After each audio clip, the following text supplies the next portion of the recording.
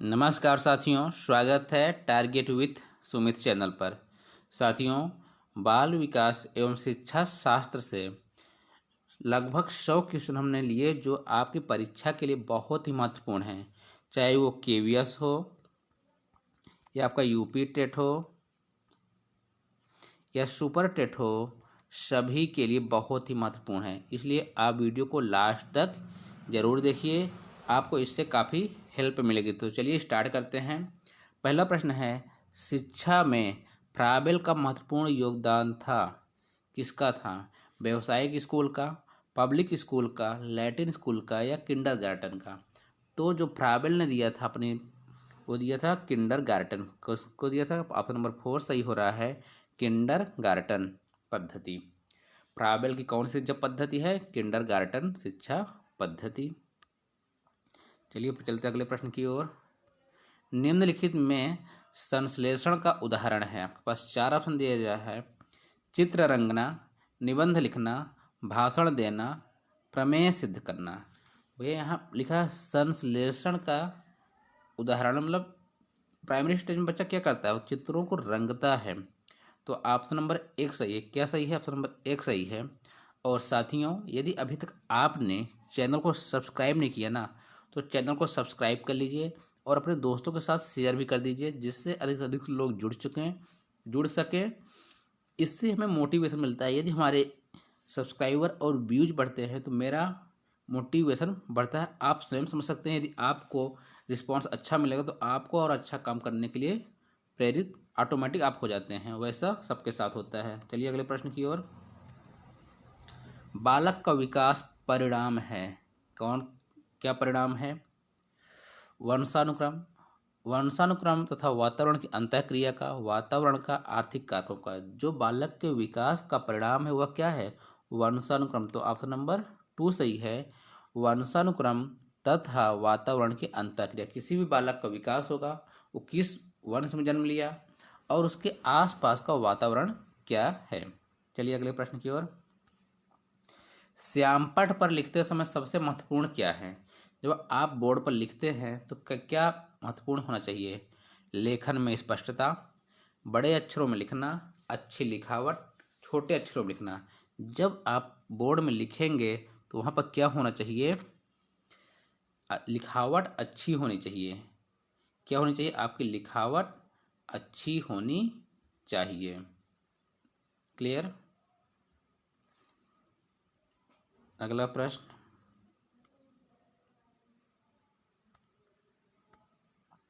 प्रश्न संख्या 5। आपकी कक्षा में एक छात्र देर से आता है तो आप क्या करेंगे? उसके अभिभावकों को सूचित करेंगे, उसके माता पिता को सूचित करेंगे, उसे दंड देंगे, कारण जानने की चेष्टा करेंगे या उस पर कोई ध्यान नहीं देंगे? यदि बच्चा देर से आता है तो आपकी जिम्मेदारी होती है बच्चा देर से क्यों आता है कि कारण जानने की चेष्टा करेंगे। मतलब ऑप्शन नंबर 3 सही है यहाँ पास। ऑप्शन नंबर 3, कारण जानने की चेष्टा करेंगे। क्लियर? चलिए अगले प्रश्न की ओर। किसी विद्यार्थी की सबसे महत्वपूर्ण विशेषता क्या है? किसी विद्यार्थी की सबसे महत्वपूर्ण विशेषता क्या है? पीडीएफ बनाने में थोड़ी मिस्टेक हुई है। तो किसी विद्यार्थी की क्या है महत्वपूर्ण विशेषता, क्या है आपको बताना है। किसी विद्यार्थी की सबसे महत्वपूर्ण विशेषता क्या है? तो बताइए। आपके पास 4 ऑप्शन हैं। उत्तरदायित्व, आज्ञाकारिता, ईमानदारी या सहभागिता। तो उसकी महत्वपूर्ण विशेषता है आज्ञाकारी। यदि कोई छात्र आपका आज्ञाकारी, मतलब आप जो भी बातें बता रहे हैं उसको मानता है, उसकी सबसे महत्वपूर्ण विशेषता है। तो क्या होना चाहिए? आज्ञाकारिता। प्रश्न संख्या 7। वे कौन से बाह्य कारक हैं जो एक बालक को कक्षा में रुचि लेने से रोकते हैं? वे कौन से बाह्य कारक हैं जो छात्र को, बच्चे को कक्षा में रुचि लेने से रोकता है? भावना और मनोभाव, बालक का दृष्टिकोण, संस्कृति और प्रशिक्षण, लक्ष्य और प्रयोजन। जो वह कारण है वो है संस्कृति और प्रशिक्षण। ऑप्शन नंबर 3 सही होगा। संस्कृति और प्रशिक्षण बालक को कक्षा में रुचि लेने से रोकते हैं। निःशक्त बालकों की शिक्षा के लिए प्रावधान किया जा सकता है। कैसी शिक्षा का प्रावधान किया जा सकता है? आपके पास 4 ऑप्शन हैं। समावेशित शिक्षा द्वारा, मुख्य धारा में डालकर, समाकलन द्वारा, इनमें से कोई नहीं। जो निःशक्त बालक है उसको समावेशित शिक्षा में डालकर, सभी के साथ। ऑप्शन नंबर 1 सही है। किसके द्वारा? समावेशित शिक्षा द्वारा, समावेशी शिक्षा द्वारा। प्रश्न संख्या 9, प्रतिभाशाली होने का संकेत नहीं। ये बच्चा प्रतिभाशाली है, इसे कौन सा संकेत नहीं कि वो प्रतिभाशाली है? ठीक, यहाँ पर देखना संकेत नहीं। प्रश्न क्या बोल रहा है? संकेत नहीं। सृजनात्मक विचार, अभिव्यक्ति में नवीनता, दूसरों के साथ झगड़ना, जिज्ञासा। तो जो प्रतिभाशाली बच्चे की क्या विशेषता नहीं होनी चाहिए? वो होनी चाहिए दूसरे के साथ झगड़ना। ऑप्शन नंबर 3 सही। दूसरे के साथ झगड़ना कोई प्रतिभाशाली बच्चे की विशेषता नहीं है। सृजनात्मक विचार अच्छी बात है, अभिव्यक्ति में नवीनता ये भी जरूरी है, जिज्ञासा ये भी जरूरी है। क्लियर साथियों, मैं दोबारा कह रहा हूँ, यदि अभी तक आपने टारगेट विद सुमित चैनल को सब्सक्राइब नहीं किया तो अभी सब्सक्राइब कर लीजिए। क्लियर, चलिए चलते अगले प्रश्न की ओर। डिसलेक्सिया किससे संबंधित है? डिसलेक्सिया किससे संबंधित आपको बताना है। मानसिक विकार, गणितीय विकार, व्यवहार संबंधी विकार, पठन विकार। तो यह है पठन विकार। किससे संबंधित है? डिसलेक्सिया पठन विकार से संबंधित हैं। इसी टाइप के कई 4-5 हैं, डिसलेक्सिया, अपेक्सिया, अफेजिया, जो आने वाले प्रश्न में मिलेंगे आपको। Clear sorry. विशेष आवश्यकता वाले बालकों को शिक्षा उपलब्ध कराई जानी चाहिए। कैसे? जो विशेष आवश्यकता वाले बालक को कैसी शिक्षा उपलब्ध करानी चाहिए? आपके पास 4 ऑप्शन हैं। अन्य सामान्य बालकों के साथ, विशेष विद्यालयों में विशेष बालकों के लिए विकसित पद्धतियों द्वारा, विशेष विद्यालयों में विशेष अध्यापकों द्वारा। आपको बताना है कैसे कराएंगे। तो ये कराएंगे हम सामान्य बालकों के साथ, जो उसकी सुविधाएं उपलब्ध कराएंगे अन्य बालकों के साथ। तो ऑप्शन नंबर ए सही होगा। प्रश्न संख्या 12, समस्या के अर्थ को जानने की योग्यता, वातावरण के दोषों, कमियों एवं रिक्तियों के प्रति सजगता, यह विशेषता है किसकी? आपको बताना है प्रतिभाशाली बालकों की, सृजनशील बालकों की, सामान्य बालकों की, इनमें से कोई नहीं। प्रश्न को दोबारा पढ़िए। समस्या के अर्थ को जानने की योग्यता, वातावरण के दोषों, कमियों एवं रिक्तियों के प्रति सजगता, यह विशेषता किसकी है? तो यह है सृजनशील बालकों की। किसकी है? सृजनशील बालकों की। ऑप्शन नंबर 2 सही है। प्रश्न संख्या 13, आरटीई एक्ट 2009 के अनुसार प्राथमिक विद्यालयों में शिक्षकों को प्रति सप्ताह कुल कितने घंटे की योजना बनाकर कार्य करना है? कितने घंटे बच्चे को पढ़ाना है, यह आपको बताना है। तो यह बच्चों को पढ़ाना है आपको 45 घंटे। कितना? 45 घंटे। ऑप्शन नंबर 2 सही है, 45 आवर। क्लियर।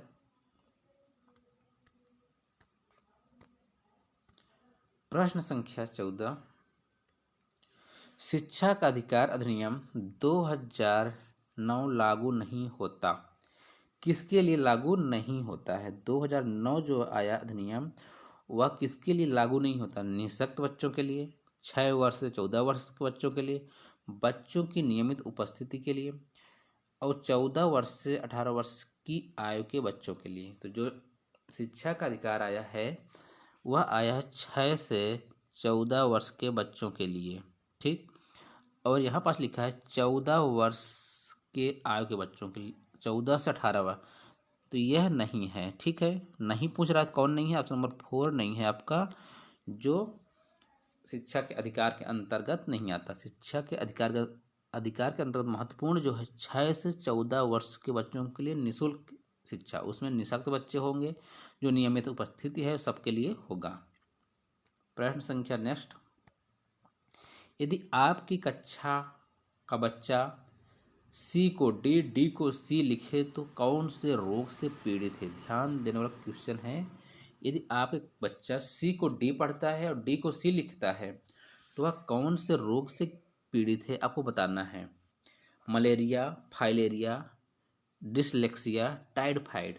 तो वह है डिसलेक्सिया। ऑप्शन नंबर 3 सही है, डिसलेक्सिया। क्लियर। वर्तमान में निःशक्त बच्चों की शिक्षा के लिए कहा गया है, काफी ज्यादा गैप हो गया है इसमें यार, क्या है? वर्तमान में निःशक्त बच्चों के लिए, प्रश्न सुन लीजिए आप, प्रश्न आगे चला गया है। निःशक्त बच्चों के लिए क्या कहा गया है? तो होना चाहिए विशेष शिक्षा, समेकित शिक्षा, आधुनिक शिक्षा या समावेशी शिक्षा। तो शिक्षा कैसी होनी चाहिए? समावेशी शिक्षा। क्लियर। इसको छोटा कर लेते हैं थोड़ा सा, तब प्रश्न आ जाए शायद आपकी स्क्रीन पर। हाँ, वर्तमान में निःशक्त बच्चों के लिए शिक्षा के लिए क्या कहा गया है? होना चाहिए समावेशी शिक्षा। Option number 4। क्लियर। बड़ा कर लेते इसको, चलते हैं अगले प्रश्न की ओर। प्रश्न संख्या 17। प्रश्न संख्या 17 क्या बोल रहा है? लिखने, सॉरी,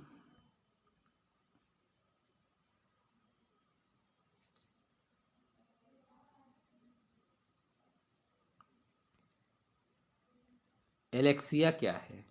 क्या पूछ रहा है? एलेक्सिया क्या है? एलेक्सिया क्या है? एलेक्सिया एक बीमारी है, वो कब होती है आपको बताना है। लिखने की अक्षमता, पढ़ने की अक्षमता, सीखने की अक्षमता, सुनने की अक्षमता। तो एलेक्सिया क्या होता है? वो होती है पढ़ने की अक्षमता। किसकी? पढ़ने की अक्षमता। ऑप्शन नंबर 2 सही है, पढ़ने की अक्षमता। अगले प्रश्न की ओर चले। अपराधी बालक कौन होते हैं? जो अपराधी प्रवृत्ति के बालक होते हैं वे कौन होते हैं? जो असामाजिक कार्य करते हैं, जो शिक्षक के लिए सिर दर्द होते हैं, जो कक्षा में अव्वल आते हैं, जो समाज में रहना पसंद नहीं करते। तो जो असामाजिक कार्य करते हैं वो कैसे होते हैं? अपराधी प्रवृत्ति के बालक होते हैं। ठीक। प्रश्न संख्या 19। प्रश्न संख्या 19 देखिए।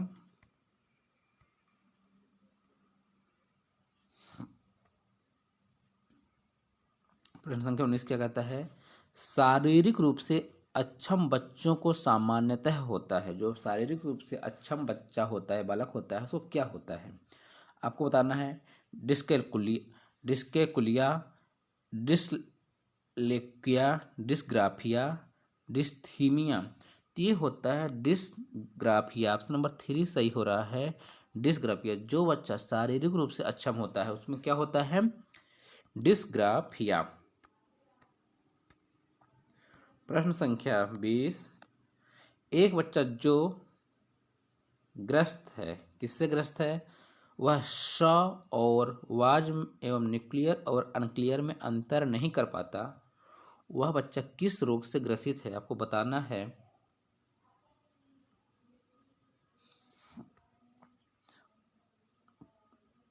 बताइए।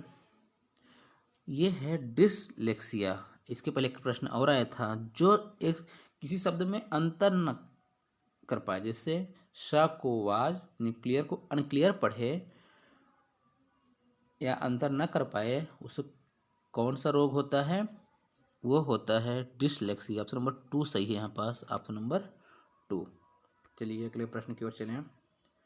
प्रश्न संख्या 21।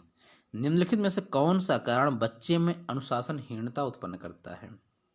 स्वतंत्रता, पीड़ा, बीमारी, भय। बच्चे में जो अनुशासनहीनता उत्पन्न करता है वो होता है भय। यदि बच्चे में भय है तो वह अनुशासनहीनता जरूर करेगा। Option number 4। प्रश्न संख्या 22। निम्नलिखित में से कौन सी अवस्था लड़कियों में मनोवैज्ञानिक समस्याओं को जन्म देती है? आपके पास 4 ऑप्शन हैं। पूर्व प्रौढ़ता, उत्तर प्रौढ़ता, पूर्व किशोर अवस्था, शैशवावस्था। तो यह होती है पूर्व प्रौढ़ता। ऑप्शन नंबर 1 सही। डेविस आसुबेल ने किस शिक्षण प्रतिमान को विकसित किया? जो डेविस आसुबेल हैं वो किस शिक्षा को विकसित किया? तो वह है आपकी अग्रिम व्यवस्था। कौन है? ऑप्शन नंबर 2 सही हो रहा है, अग्रिम व्यवस्था। प्रश्न संख्या अगला, शिक्षा तकनीकी को किसने 3 भागों में बांटा? जो शिक्षा तकनीकी है उसको किसने 3 भागों में बांटा है? तो वह बांटा है लूमस डेन ने। कौन बांटा है? लूमस डेन। ऑप्शन नंबर 4 सही है, लूमस डेन ने। शिक्षण सूत्रों का आधार होता है। जो शिक्षण सूत्र होते हैं उनका क्या आधार होता है? आपको बताना है 25 नंबर को। मनोवैज्ञानिक, दार्शनिक, सामाजिक या वैज्ञानिक। जो शिक्षण सूत्र होते हैं वो मनोवैज्ञानिक होते हैं, इसलिए ऑप्शन नंबर ए सही होता है। क्योंकि जो पूरा हमें बच्चों को पढ़ाना है, उसे बच्चों को मन को समझ कर पढ़ाना है, मनोवैज्ञानिक तरीके से पढ़ाना है। प्रश्न संख्या 26, क्रोक्रो के अनुसार अधिगम है प्राप्त करना क्या है? क्रोक्रो महोदय के अनुसार प्रश्न संख्या 26, ज्ञान और अभिवृत्ति। क्रोक्रो के अनुशंसा के अनुसार अधिगम क्या है? ज्ञान और अभिवृत्ति प्राप्त करना। प्रश्न संख्या 27, अधिगम जीवन पर्यंत प्रक्रिया है जो पूर्ण होती है। अधिगम जीवन पर्यंत प्रक्रिया जो पूर्ण होती है, विद्यालय में, समाज में, परिवार में, उपरोक्त सभी में। तो जो अधिगम होता है सब जगह जीवन पर्यंत प्रक्रिया है वो सब जगह पूर्ण होती है, हमेशा चलती रहती है। तो ऑप्शन नंबर 4।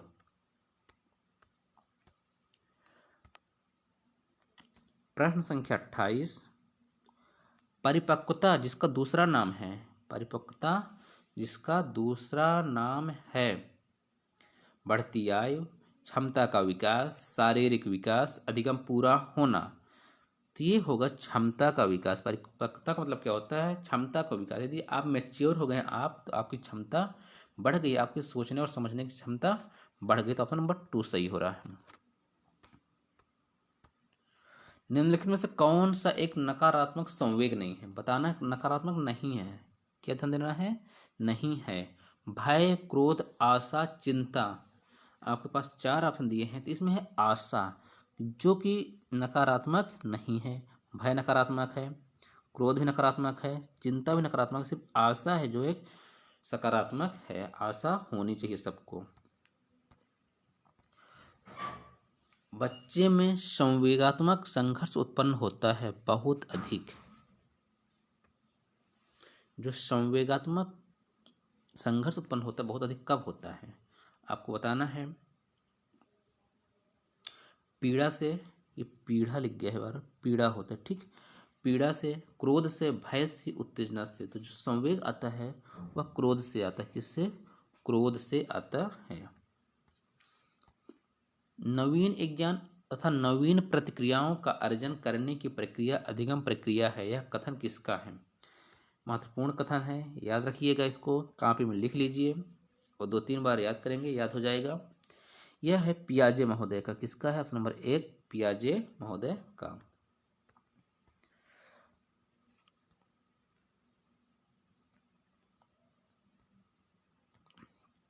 प्रश्न संख्या 32, अनुबंधन स्थापित होने के बाद यदि बार बार मात्र अनुबंधित उद्दीपक ही उपस्थित किए जाने पर अंतोगत्वा अनुबंधित अनुक्रिया का बंद हो जाना है।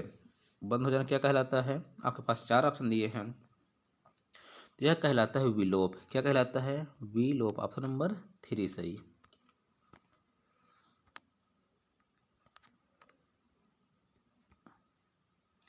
प्रश्न संख्या 33, समग्रता के सिद्धांत के प्रवर्तक कौन हैं? तो समग्रता का सिद्धांत के प्रवर्तक कौन हैं? तो ये हैं आपके बी एम ब्लूम। कौन है? B M Bloom. आप ऐसे याद कर लीजिए, समग्रता सिद्धांत के प्रवर्तक बी एम ब्लूम। चलिए और जल्दी जल्दी करते हैं, काफ़ी टाइम लग रहा है। बालक अपने व्यवहार की सामाजिक स्वीकृति जिस अवस्था में चाहता है वह अवस्था है। वह कौन सी अवस्था है? तो वह है आपकी किशोरावस्था। जो सामाजिक स्वीकृति चाहता है वह कौन सी होती है? किशोरावस्था। Option number 3। प्रश्न संख्या 35, सीखना व्यवहार में उत्तरोत्तर सामंजस्य की प्रक्रिया है। यह कथन किसका है? आपको बताना है। तो यह है स्किनर महोदय का। ऑप्शन नंबर 4, सीखना व्यवहार में उत्तरोत्तर सामंजस्य की प्रक्रिया है। यह कथन किसका है? स्किनर महोदय का। इसको भी आप लिख लें। वाइगोत्स्की बच्चों के सीखने में निम्नलिखित में से किस कारक की महत्वपूर्ण भूमिका पर बल देते हैं? तो ये किस कारक पर बल देते हैं आपको बताना है। तो यह देते हैं सामाजिक। वाइगोत्स्की, जहां समाज आ जाए वहां पर वाइगोत्स्की जरूर होंगे। Option number 3। चलिए अगले प्रश्न की ओर। निम्नलिखित में से कौन सा शिक्षक से संबंधित अधिगम को प्रभावित करने वाला कारक है? आपके पास 4 ऑप्शन दिए हैं, आपको बताना है 37 का। तो ये होगा विषय वस्तु की में प्रवीणता। विषय वस्तु में प्रवीणता। शिक्षक से संबंधित अधिगम को प्रभावित करने वाला कारक कौन है? विषय वस्तु में प्रवीणता। क्यों? यहाँ शिक्षक से पूछा।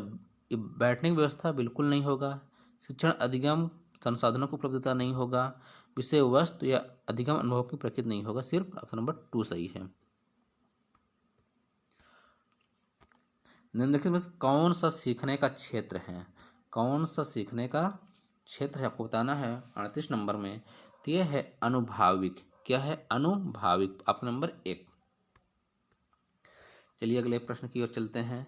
जब बच्चा कार्य करते हुए ऊबने लगता है तो यह इस बात का संकेत है। किस बात का संकेत करता है? जब बच्चा ऊब रहा होता है तो किस बात के संकेत करता है? संभवतः कार्यांतरिक रूप से बार बार हो रहा है। क्या होगा? संभवतः कार्यांतरिक रूप से बार बार हो रहा है तभी बच्चा ऊबता है। कोई नया काम होगा तो बच्चा ऊबेगा नहीं। क्लियर? ऑप्शन नंबर 2 सही है यहाँ पास। प्रश्न संख्या 40, अधिगम का शास्त्रीय अनुबंधन सिद्धांत संबंधित। शास्त्रीय अनुबंधन सिद्धांत किसने दिया? आपको बहुत ही महत्वपूर्ण प्रश्न। तो यह दिया है पावलाव ने। किसने दिया? पावलाव ने। सीखने का क्लासिकल कंडीशनिंग सिद्धांत प्रतिपादित किया था। क्लासिकल कंडीशनिंग सिद्धांत किसने प्रतिपादित किया था? ये किया था पावलाव महोदय ने। Option number 4। पावलाव ने अधिगम का कौन सा सिद्धांत प्रतिपादित किया? पावलाव ने अधिगम कौन सा सिद्धांत प्रतिपादित किया? आपके पास 4 ऑप्शन दिए हैं, 42 को बताना है। तो अनुकूलित अनुक्रिया का। किसका दिया? अनुकूलित अनुक्रिया का। ऑप्शन नंबर 1 सही है। बुरी आदतों को सुधारा जा सकता है किसके द्वारा? प्रश्न संख्या 43 का आपको बताना है। तो यह सुधारा जा सकता अनुबंधन के द्वारा। किसके द्वारा? अनुबंधन के माध्यम से। नेक्स्ट, व्यवहार का करना पक्ष में आता है। व्यवहार का करना पक्ष में आता है। किसके पक्ष में आता है आपको बताना है। महत्वपूर्ण प्रश्न है। 44, सीखने की गतिक क्षेत्र में। किसके? सीखने की गतिक क्षेत्र में। आपको 4 ऑप्शन में से कौन सा है सीखने की गतिक क्षेत्र में? प्रश्न संख्या 45, डिसलेक्सिया मुख्य रूप से की समस्या से संबंधित है। डिसलेक्सिया किससे संबंधित है? पढ़ने से, सुनने से, बोलने से, बोलने व सुनने से। जो डिसलेक्सिया, ध्यान रख लीजिए, बार बार लिख लीजिए अपनी कॉपी में, यह है पढ़ने से। Option number 1। बार बार दोहराने से अधिगम को बढ़ावा मिलता है। किस नियम से इसकी पुष्टि होती है बताइए? 46। तो यह होता है बार बार दोहराने से, मतलब अभ्यास करने से। अभ्यास का नियम, ध्यान दीजिएगा, यहाँ दोहराने का नियम नहीं काम करेगा, ये काम करेगा अभ्यास का नियम। दोहराने का कोई नियम ही नहीं होता। ठीक। प्रश्न संख्या 47, तत्परता का नियम किसने दिया? महत्वपूर्ण है। तत्परता का नियम किसने दिया? तो ये थॉर्नडाइक महोदय ने दिया। थॉर्नडाइक महोदय ने किसका नियम दिया? तत्परता का नियम। आप लोगों ने बहुत पढ़ा होगा, बीटीसी यदि आप किए हैं तो इसको काफ़ी पढ़ा होगा। मनोविश्लेषणवादी सिद्धांत के प्रवर्तक कौन हैं? मनोविश्लेषणवादी सिद्धांत के प्रवर्तक कौन हैं? आपको बताना है। 4 ऑप्शन हैं, कैटिल, फ्रायड, अल्पोर्ट, साइमन, बिने। तो ये हैं फ्रायड। कौन है? Option number 2 Freud. प्रश्न संख्या 49, उद्दीपक अनुक्रिया के मध्य साहचर्य स्थापित करने वाले प्रक्रम को कहते हैं। उद्दीपक और अनुक्रिया के मध्य साहचर्य स्थापित करने वाले प्रक्रिया को क्या कहते हैं, वाले प्रक्रम को क्या कहते हैं? आपको बताना है। 49 नंबर, तो इसको कहते हैं अधिगम। ऑप्शन नंबर 3 सही हो गए यहाँ पास। व्यवहारवादी विचारक कौन है? बहुत ही महत्वपूर्ण प्रश्न है। व्यवहारवादी विचारक कौन है? तो जहाँ भी वाटसन आए जाए वहीं व्यवहारवाद है। कहाँ? व्यवहारवाद। वाह और वाह, याद रखिए। ऑप्शन नंबर 2 सही है। तो साथियों, अभी तक हमने 50 प्रश्नों को किया। वीडियो लंबा ना हो इसलिए इसके आगे के 50 प्रश्न अगले वीडियो में लेकर आएंगे। तब तक के लिए धन्यवाद। साथियों, यदि आपको वीडियो अच्छी लगे ना तो ज़रूर कमेंट करके कमेंट बॉक्स में बताइएगा। ठीक, वीडियो को लाइक कीजिए और शेयर कीजिए, सब्सक्राइब कीजिए, बस और कुछ नहीं चाहिए आपसे। वीडियो देखने के लिए धन्यवाद। जय हिंद, जय भारत।